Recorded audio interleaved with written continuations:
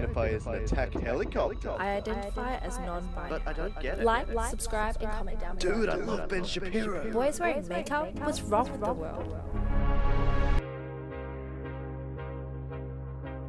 From birth, we're taught girls are submissive, feminine, and quiet.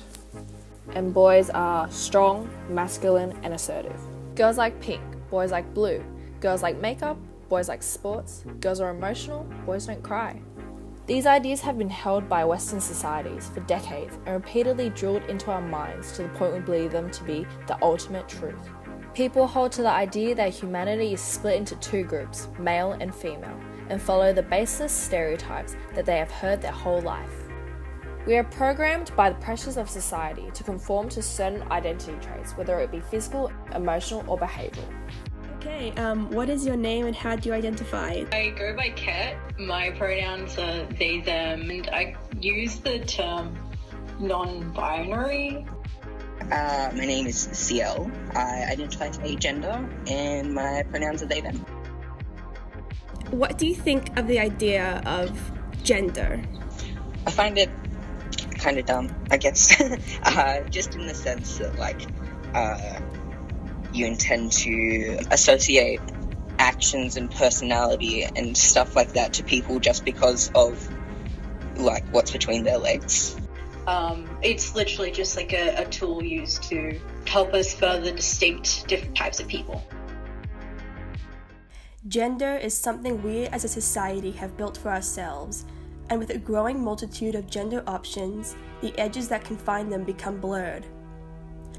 Postgenderism is a social, political, and cultural movement that zones in on gender and humans being voluntary, seeking to eradicate the traditional gender roles and expectations.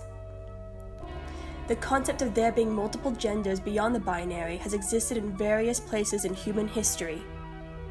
More recent pieces, such as this entitled picture by Linda Benglis in 1974, more explicitly dare to break the binary and people's perceptions of the body. Art helps in proving that moving beyond the binary has been a shared global movement over the course of human history. Before the 19th century, connection between the global community has been difficult. With the introduction of the internet, however, the world suddenly found it was able to connect with other parts of the planet quickly and efficiently, and thus opened up a new avenue for exploring the breaking of the binary. Postgender notions have been enhanced through the development and increasing popularity of media.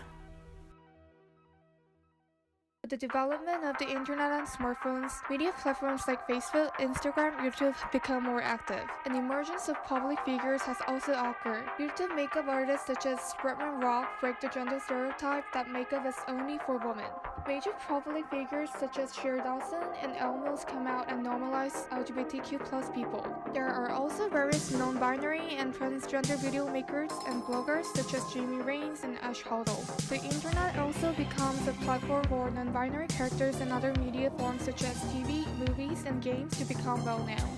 Asia Kate Dillon, an American actor, made history within the film industry playing Taylor Manson on Billions, becoming the first non-binary character to air on American television. On these internet platforms, people are able to share their opinions and disperse the opposition. Opinions and standards of those with opposing to the mainstream were ignored by the majority of the mainstreams. Our constant exposure to these social platforms has shaped the way we interact with traditional binaries. Whether for or against these new and emerging ideals, people of all backgrounds and experiences now have a worldwide platform for which to communicate their constantly evolving perspectives.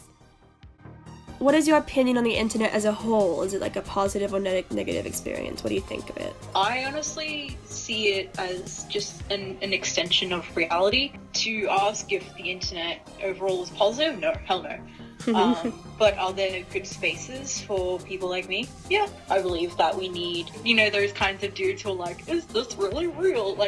I feel those are sometimes important to have in a space that's it helps you navigate your own moral compass or your own opinions and stuff. So how has the internet helped you in your gender identity, and if in any way? So much. Yeah.